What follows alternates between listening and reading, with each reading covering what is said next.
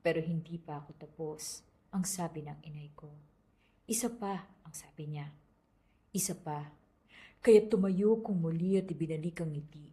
Sinubukang muli na ipakilala ang panulat at itatak ang mga pangusap.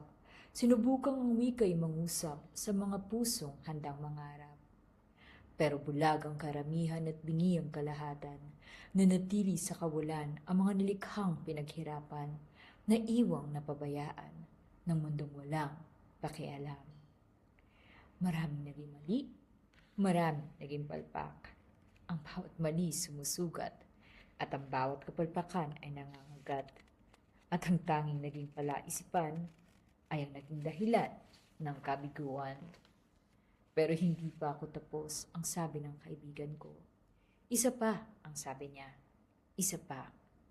Pero pagod na ako at hapo sa mahabang pakikipagtalo sa agos ng mundo na ayaw yatang kilalanin ako.